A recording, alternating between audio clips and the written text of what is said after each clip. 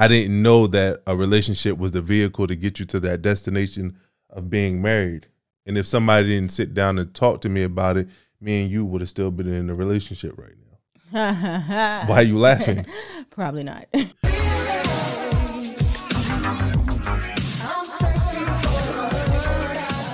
What's up, real ones? Welcome back to the Relationship Podcast, where we're bringing the real back to relationships. Yes, sir. I'm Asha Steele. And I'm Devin Steele. And we're so excited that you guys are tuning in today with us. Yeah, I think we got another good one for him, Asha. A great one. Yeah, go ahead and talk your talk. Because I think this is a big issue that a lot of people are dealing with in their lives. Mm-hmm. And I don't want to tell you what it is because y'all going to have to wait until we get to the topic of today's podcast. But before we do that, we got a couple of announcements we want to make. The first one is this Thursday or Friday, we're going to be doing a giveaway to those of you who are a part of our text community. As you may have heard in previous episodes, we want to do something for this community because we know that a lot of people, are struggling financially with inflation, whether it be the gas prices or, your grocery bills.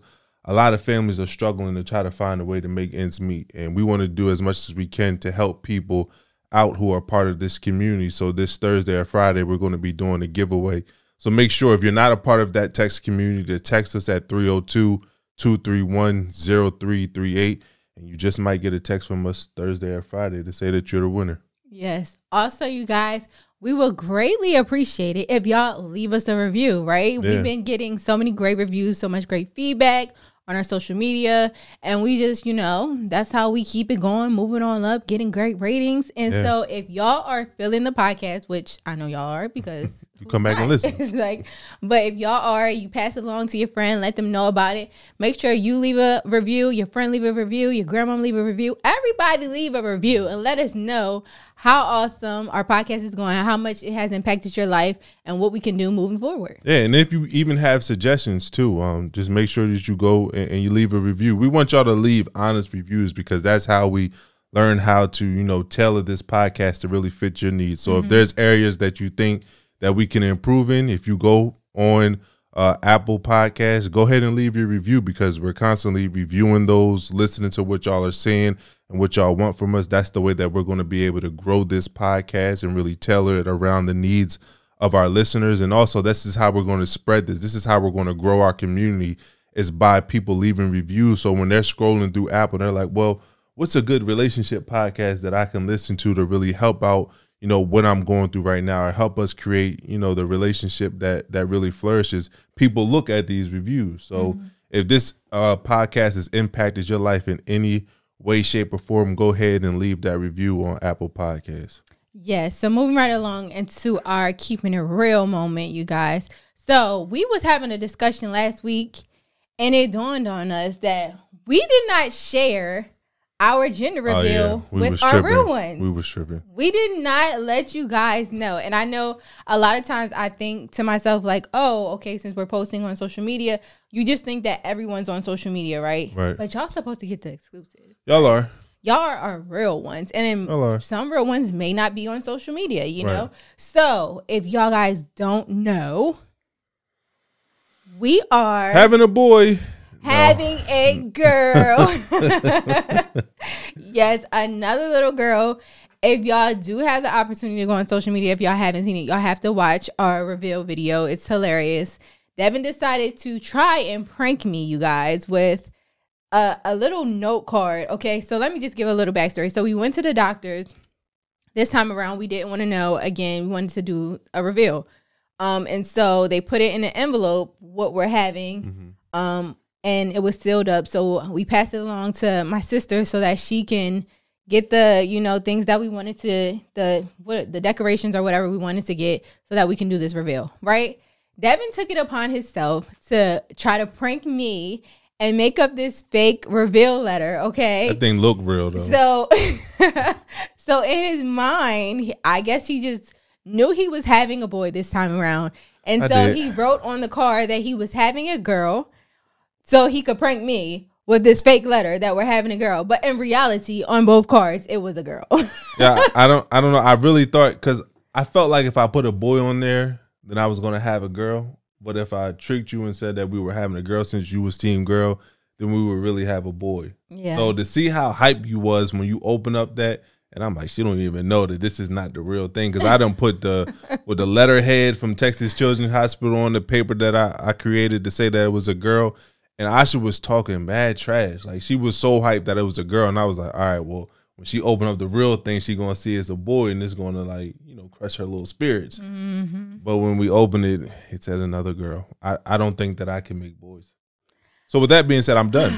I don't know. I'm done. Yeah, I don't know. But we just wanted to share that information with y'all because we were just like, we didn't let y'all know. So we got some more exclusives coming up, you know, maybe dropping baby names.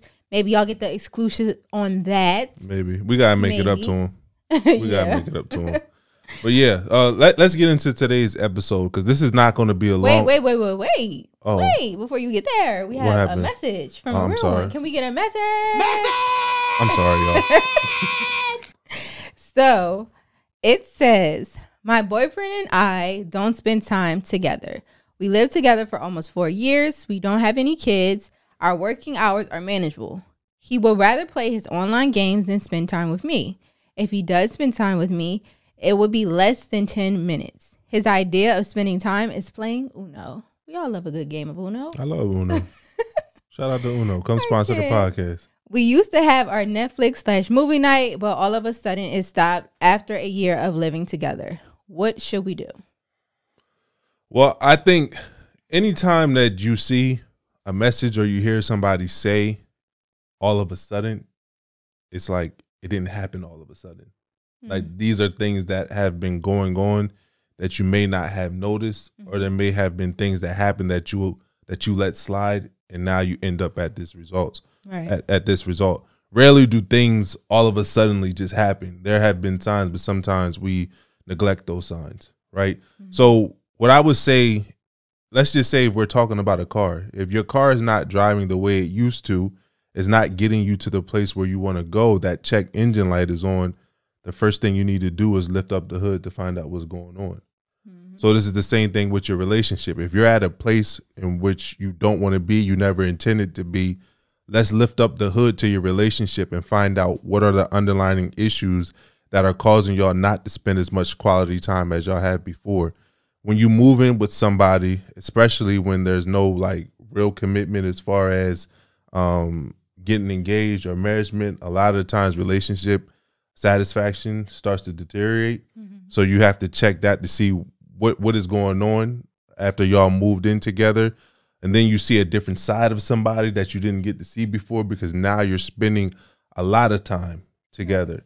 There may be stress at work. A lot of people are going through a lot of different stressors, as we mentioned earlier, the financial stresses of the pandemic, of inflation, the demands that y'all may be facing at work, or the demands that y'all may be facing within your relationship. So I think sitting down and actually having a real conversation in which you can get down to the problem and attack the problems rather than attacking each other will be key to you. And then another thing that you could possibly do to show him that, you know, you're interested in his life and in his world is pick up the joystick and play with him.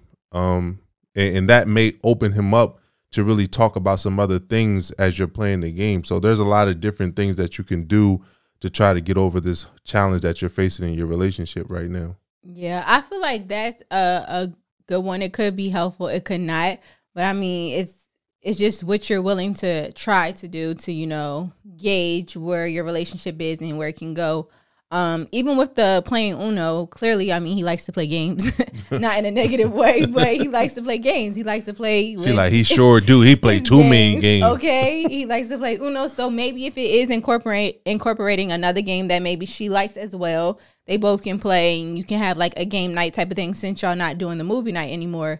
And hopefully, I feel like when you're doing that, just like what you say, joining him with playing the game, that person will see, oh, they're taking interest in what I'm doing. I see they're striving to try to get the time that we have been lacking. So that would give me the opportunity to say, you know what?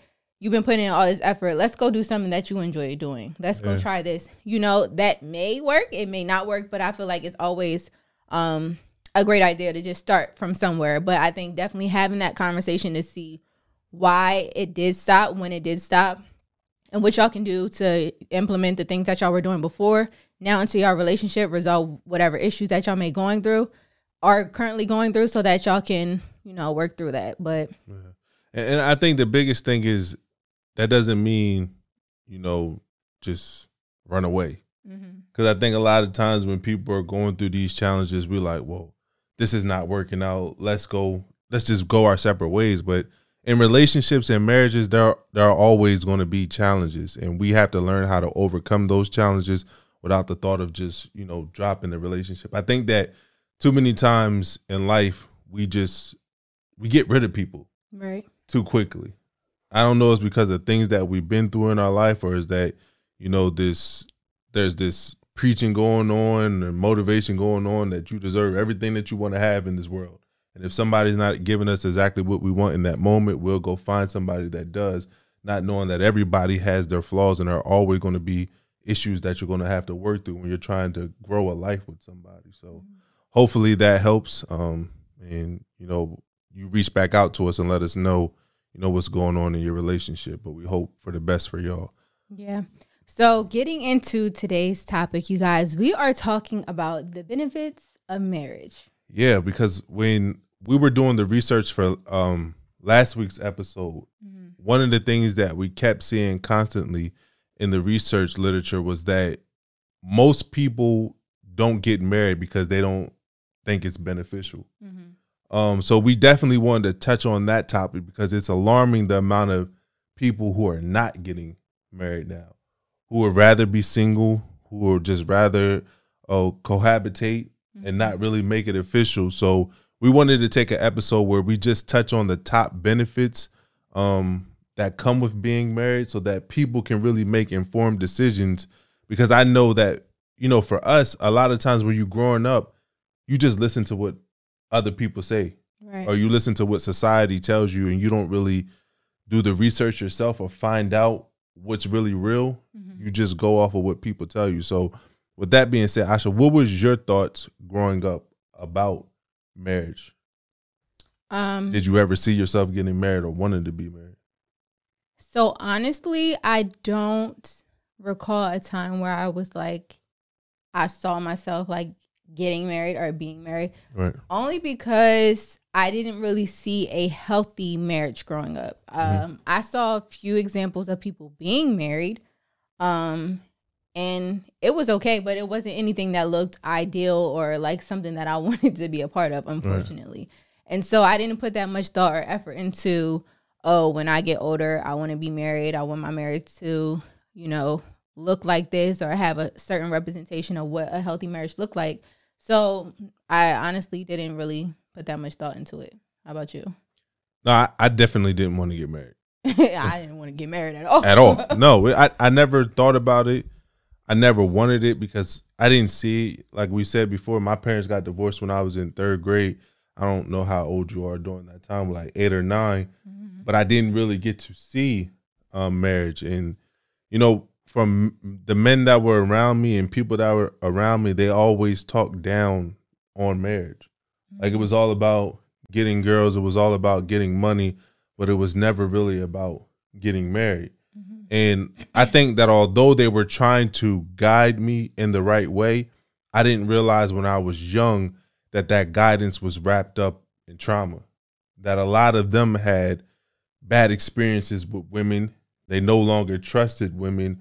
So they were forcing that on me. Right. Although I never even had that experience with women before, trying to be in a relationship with them or even having thoughts of getting married, that was taken away from me based off of somebody else's experience. I think that when I was being told these things, that the question I should have asked was why, because I would have realized that this was pain that they were talking from, right? And I could have made better informed decisions. But as I got older, and I surrounded myself with the right people, then I started to hear the benefits of marriage. Because I never, it's crazy because I was never looking for a wife, therefore I never found a wife. Because I never knew what to look for in a woman. Right. So every relationship that I got into, it was with the thought that this is just going to be a relationship. I didn't know that a relationship was the vehicle to get you to that destination of being married.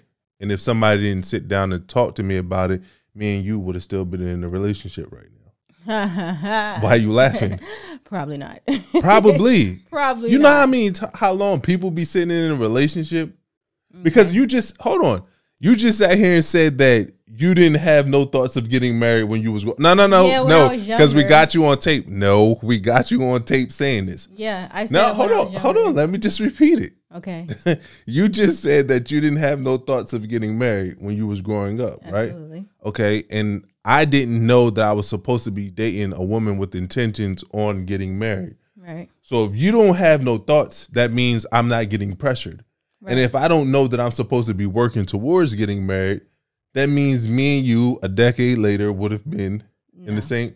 Why is that? Explain that to me. One, I feel like a huge factor, which is big about what we're talking right now, is influence, right? Okay. And so at the age that I was, where I was younger and not seeing that and not having that influence, I would have been not so, pressured or ready, willing, interested in marriage. However, as I matured and got older and I was able to see certain relationships developing into marriage and healthy images of marriage, then I would have been more like prone to say, okay, I'm not going to wait around for 10 years. I want to be in a marriage. I want to be in this committed relationship. We've been together for so long. So absolutely not.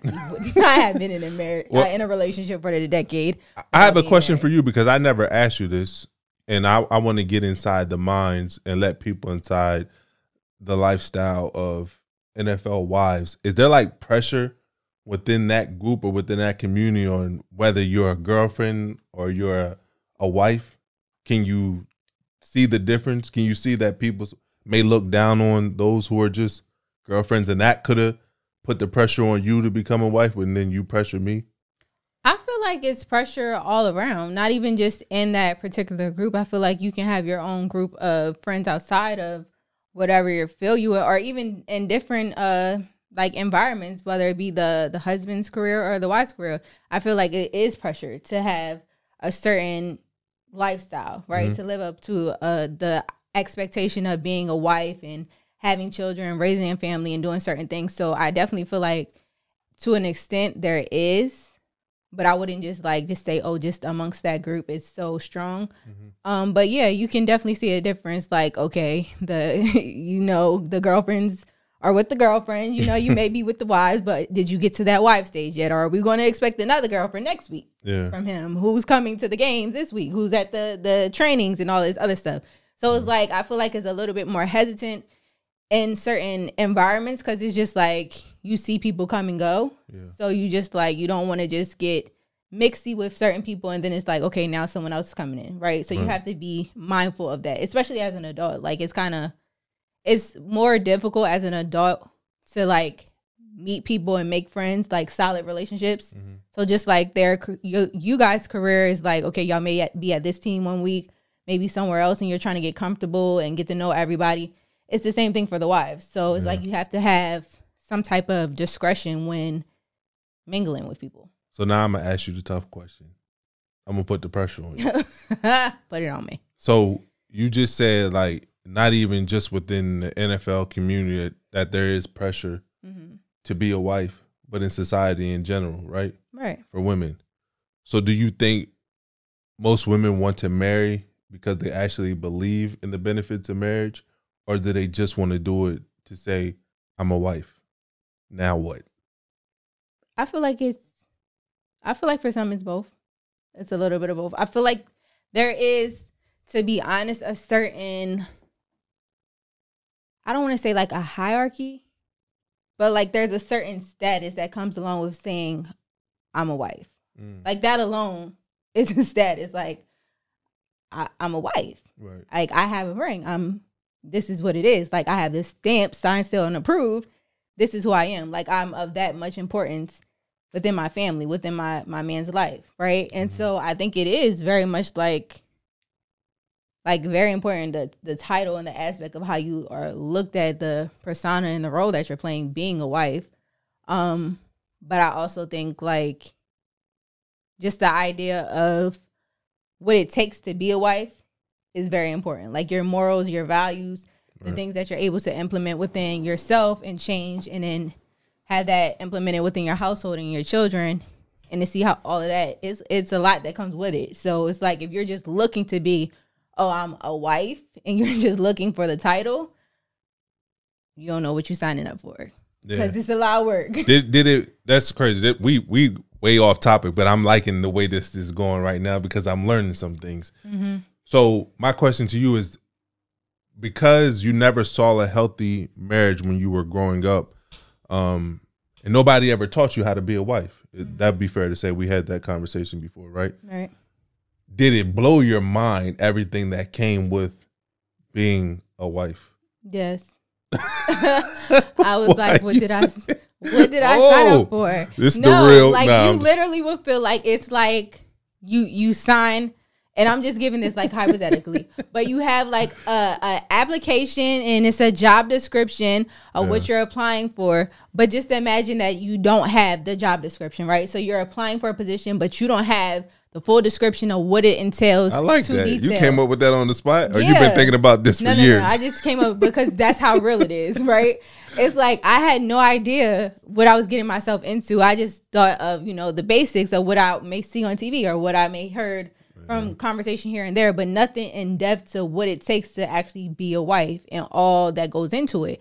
And so once you're into it, it's just like, it's not just the title. It ain't just this ring, baby. No.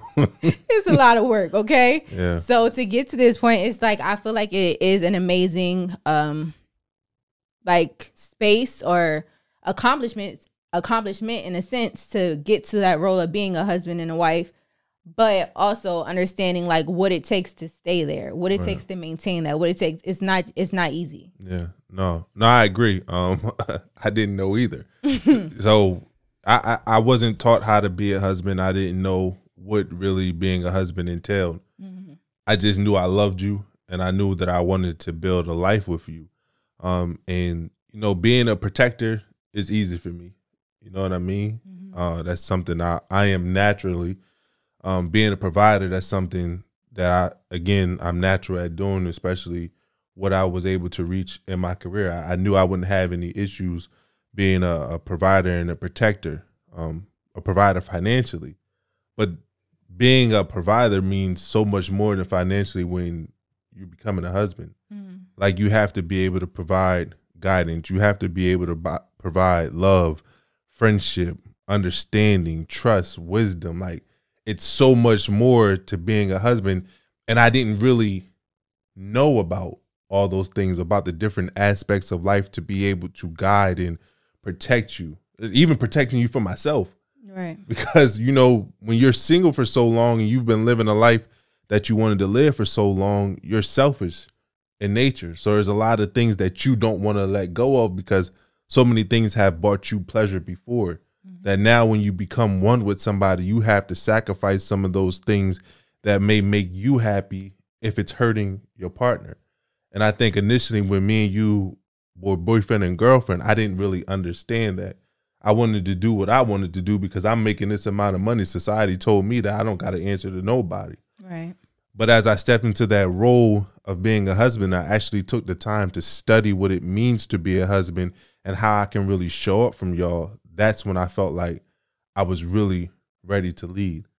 But initially in a relationship, I don't think that I was capable of leading a family because I didn't know everything that went into it. Yeah. And although I couldn't use that excuse that I didn't see it before, but I had to go out there and I had to learn so that you can trust me. Because I think a lot of times as men, we're like, man, we the leader of the household, but we just look at it as just a title when it's really a responsibility. And sometimes we're not ready to take on that responsibility, and it's okay. Right. Because it takes time to learn, because when you step into it, you want to do it the right way.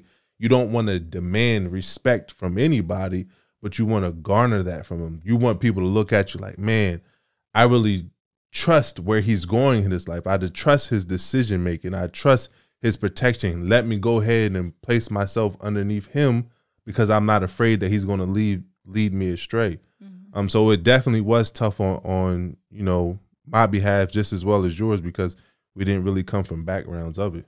Yeah.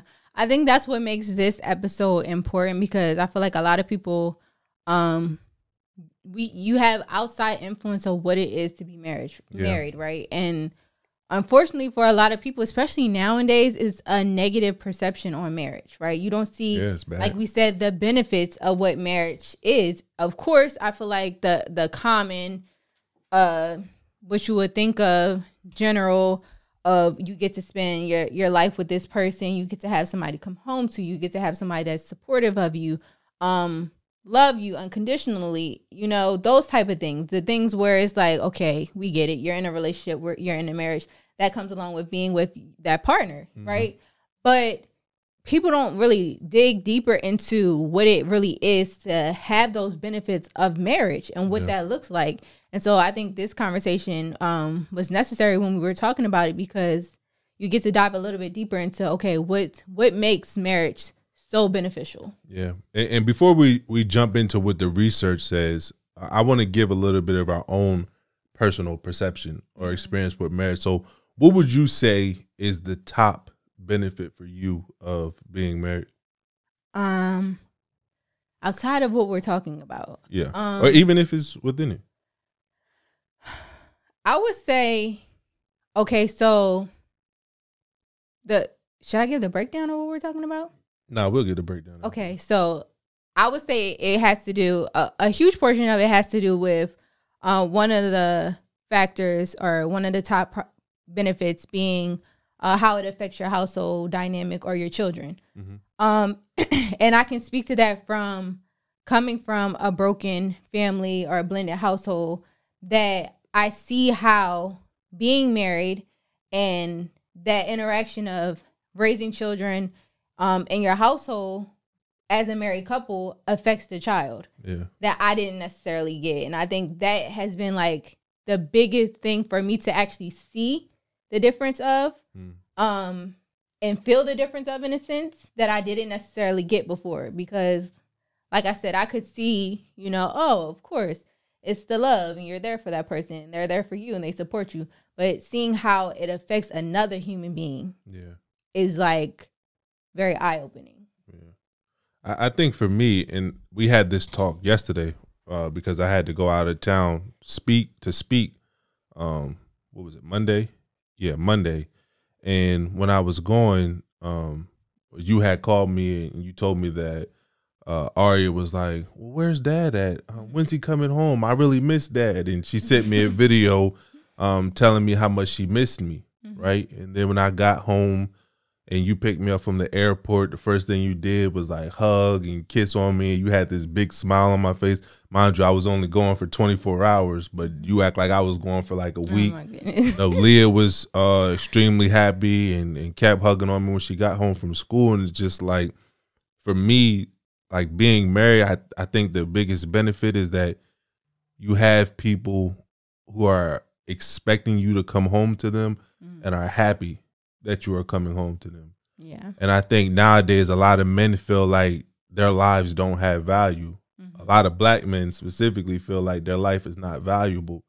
But when you have people who love when you walk through that door, when you have people that's counting on you to make it home to them, like it gives your life so much value. It gives your life so much purpose, because you realize that every time you walk out this door, I'm trying to do something that's going to elevate my family financially, spiritually, emotionally. Like I'm trying to elevate this family. And when I come back home, they know what I'm out here trying to do and they're appreciative of it and they're happy about it. So that would definitely be the biggest benefit for me, is that I know I have people at home who care and love me and want to see me make it home to them. Yeah, that's very important. So let's get into the benefits. What does research say are the benefits of marriage? And when we're going over these benefits, it's important for us to let y'all know that we're talking about healthy relationships, right? Because just the presence of a spouse does not necessarily mean it is protective or there's benefits in it, because troubled marriages are a primary source of stress. And it also limits people's ability to seek help outside the relationship, because when you're going through a lot of stressful things, a lot of times you don't want your spouse to talk about it to other people. Right. So then you can't even seek help for what you're going through. And when you're under certain levels of stress, it has negative outcomes associated with it. So in this podcast, we're talking about healthy marriages. So go ahead and break down for them the top 3 parts that we're going to be talking about today. Okay, so like you were saying, there is a lot of benefits amongst these top ones that we're going to go over, but we felt like to, make it suitable for the podcast, we wanted to break it down to 3 categories. So the first one is health, the second one is financial, and then the third one is your family dynamic or the upbringing of your children. Yeah. So let's get into the health benefits of marriage. So the health benefits is by far the top benefit for married couples versus non-married couples. It said that married people are less likely than unmarried people to suffer from long-term illness or disability and therefore live longer. Mm-hmm. And even if you do have an illness, you're more likely to recover from that. And it said that non-married women have a 50% greater mortality rate than married women. And get this, fellas, because I need y'all to understand this. It says that non-married men had 250% greater mortality rates than married men, which is crazy. Yeah. That right off the bat should get you to see how important marriage is for men. And when I read this, I agree with this before I really got into how they were able to come up with this. Because if you think about it, a lot of men, we don't really take care of ourselves when it comes to our health. Like, we'll go to the hospital when something's wrong, maybe, or maybe we'll try to tough our way through it, but we don't do things to prevent illnesses. Like, men aren't going to the doctors every year to get their checkup to make sure everything is good. Like, we wait until an arm fall off or something to go to the doctors. But when you're married, women are nurturers, right? They try to take care of people. They try to make sure that people's health is good. So if something's wrong with their husband, they're going to be like, hey, go to the doctors. Right. Don't try to tough this out. Or did you get your yearly checkup? Like, women are going to make sure that you're taking care of yourself, which it makes sense that rate is so high amongst men. Yeah, I think that's definitely true. Especially as far as like in our situation, like there was times, especially with your profession, died. With you battling injuries, and it's just like you want to have this tough exteriors. Oh, this comes with the sport and everything, but like with you having blood clots, of feeling that pain and not really knowing and just looking at it as something like, okay, it's just a part of the game, and it was something way more extreme than what it was, right? Yeah. And so I feel like a lot of times in those situations, women are like, you know what, where a man is, oh, I'm good, I'm all right, I'll sleep it off. It's like, no, you need to go to the hospital. Right. You need to go to the hospital. We need to go to the doctors. We need to make sure that you're on this regimen, this diet restriction, that you're taking your vitamins, that we're working out. And I feel like it allows for not only just the woman to help the man, but some cases the man to help the woman to just take that accountability for your health. To say, you know what, let's just make sure that we're living a healthier lifestyle, because it's going to impact us and our family in the long run. Yeah. And I just want to give them that story real quick of just how important having you in my life at that time was, because I went to the hospital because I was having chest pains after having back surgery, but I thought it was just like pains from the back brace that I had to wear. And the hospital was so overcrowded with people that they actually put me inside the hallway. And I didn't want everybody to see who I was, like walking past me, just being in the hallway as I was going through all this pain. So I had looked at Asha and I was just like, yo, I'm ready to go. I'm good now. I don't have as much pain as I had before. Like, let's just go ahead and get out of here. And she was like, nah, we're not going nowhere. And then I'm glad she did, because like an hour later, I ended up getting tests run on me, and I found out that I had multiple blood clots in my lungs. And if I would have left the hospital, I wouldn't have made it to the morning. So that was how important it was for you to be in my life at that time, because I would have tried to have been a soldier and just toughed it out, and I wouldn't have ended up dead. So, Lord, well, thankfully. Lord is right. Thankfully. Yes. I met you.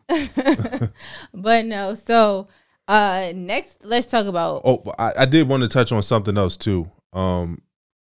Besides physical health, married couples have better mental health than than single couples or non-married couples, specifically with happiness. There were studies that showed that people who are married are happier than people who are not married. Again, that is dependent upon how healthy your relationship is, because single people are happier than married people who have a bad marriage. Right. So overall, if you have a good marriage, your levels of happiness are higher than non-married couples. Yeah.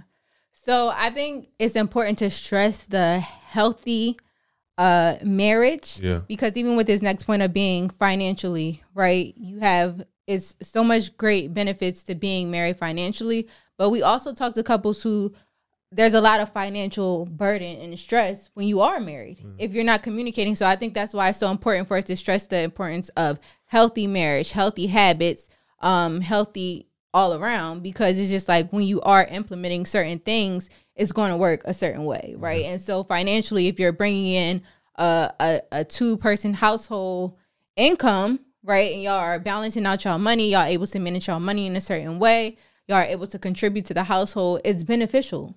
And you need it in the world we live in today. Okay, like, especially now. What the cost of living is, there's no way you're surviving off a 1-person income. Yeah. Like, you need 2 people to be making money in order for you to live above the poverty line, in order to be middle class. Like, you need to have a 2 people income. So that's extremely important. But even for men, married men earn higher wages than non-married men, and it's called the marriage premium. And if you look at it, it's crazy, because in order to be the president, have you ever seen a president that didn't have a wife? No, I haven't. You're not going to see that. CEOs, executives, the top things that they look for in CEOs and executives, besides the ability to lead and having an understanding of your field, is marriage and being fit. Rarely will you see an executive or a CEO that's not fit. Rarely will you see an executive or a CEO that's not married. So that should show you right there that these statistics are not just made up, but it's real. Married men earn more money than single men. So that should be one reason why men really take into consideration of being married, because number one, you live longer, you make more money. So, and it like you just touched on, married households have higher family income than non-married households, and married people have higher levels of wealth and assets.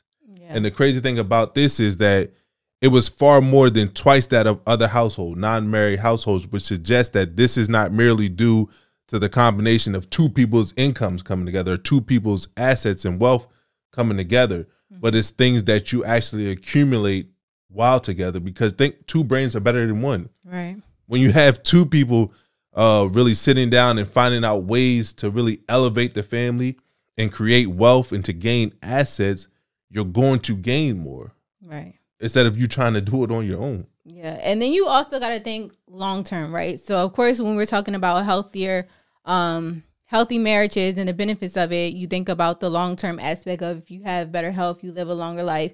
If you are married and, you know, you're getting up in age and you think about the Social Security benefits that you may have, your marital tax deductions that helps you with your estate planning when you're, you know, trying to figure all of that out towards, unfortunately, the end of life.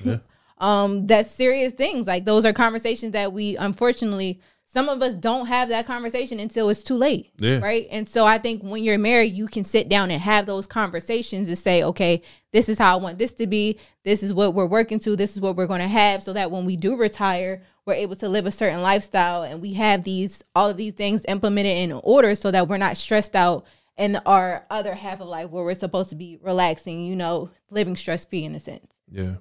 So what's the final one?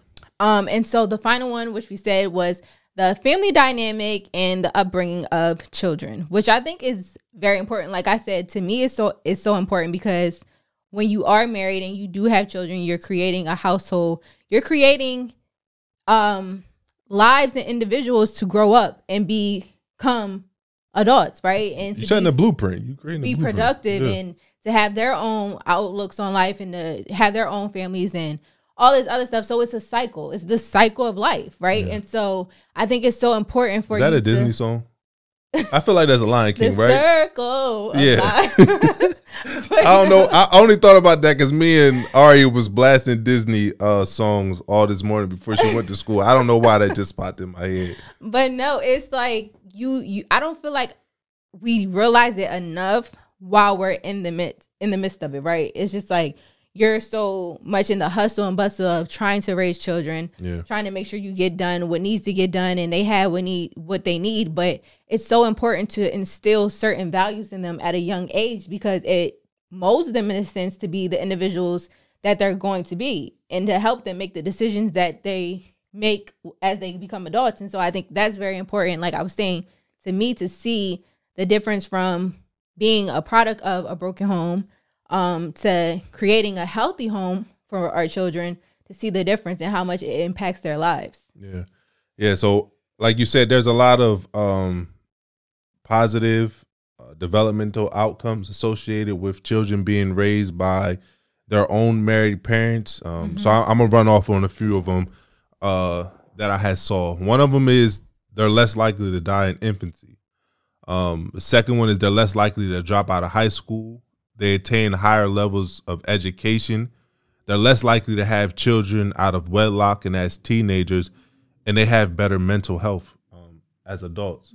So there are a lot of benefits when it comes to this, because now you're setting the stage for them when they get older. Like now you're able to show them healthy relationships. You're able to show them what they should and shouldn't accept. You're giving them guidance from two people now. If they're facing certain issues in their life, and let's just say Aria or Leah can't come to me, they can come to you, right? So you're giving them a bigger pool of resources to pull from as they're going through certain challenges in their life. And like, even, you know, we talked about it before, there would be times where we'll be laying in bed with Aria and she would just grab the back of both of our heads and make us kiss her cheek. And it would just light her up. She would be so happy that we're doing that we're giving her that type of affection, that you can just see the difference. Because unfortunately, I had Leah out of wedlock, and then I'm able to see what that was like with her growing up, and now I'm able to see what it's like for Aria growing up. And there is a difference when you're raising kids in the same household with their biological parents married. Yeah. So there's just a lot of benefits when it comes to this. Yeah, and even with you touching on that, I have to think back to like just like the little things that we don't think, where it's just like, oh, if you're spending birthdays or holidays separated, just things that add stress to children that we don't even take into consideration, I feel like. Where it's just like, oh, I have to figure out if I'm going to be with mommy this week or daddy next week or this holiday or that day. And you're constantly pulled, right? And I don't think a lot of people put that much thought into when they are creating children out of wedlock. And unfortunately... Unfortunately, you know, there's some situations where, you know, you may have children when you're married and you're separated, and that there are those exceptions. But that's why we say healthy marriage, because when you're in a healthy marriage, you do things in a certain manner, or you take certain steps so that you can avoid the outcome of being that, right? And so I think just doing that helps you realize, you know what, I don't want to put unnecessary stress and burden on my family. I don't want this to negatively impact my children and for them to have to worry about things like that maybe you have went through or maybe you didn't go through. But I feel like when you're able to experience that, you know how it feels, so you don't want to create that life for your children. And so I think that is a huge factor for me, because like you said, I can see how, you know, when we do interact with Aria, how much, you know, she enjoys that, how much she loves that attention, how loving she is as a child. I was not that loving as a child. Bro, we went out the other day to the park, to like this food truck park, and Aria wanted to play a game with some little girls who were playing, and she just walking up trying to hug people. Like, Aria, what are you doing? Like, stop trying to just hug people like this. You don't know them. But she's so affectionate and loving. I think that's so sweet. But it's just like you can see the difference of how it creates this little life to just be who they are, right? And to be filled with so much love at such a young age, and that you just see it spilling over and that they want to share. I think that's so beautiful. But if you don't have that environment, it's hard for you to be that person. A lot of challenges. It's not to mean that you can't grow up and flourish and have success, but there are a lot more challenges that you have to deal with, that kids who come from a household with, like I said, both of their parents married together, they're not going to have to face in their life. And it's crazy that you brought up, like, even splitting time. Am I going to be with mom? I'm going to be with dad on the weekend, or what holidays? Like, really quick, I think it was last Thanksgiving, I was taking Leah to the airport because she flies by herself, unaccompanied minor. And when I was there, bro, there were so many little kids, unaccompanied minors. I assume going to go see their other parent for the holidays. And I was sitting there and I was just like, man, if we ever just really thought about the consequences of our decisions, would we have done things differently?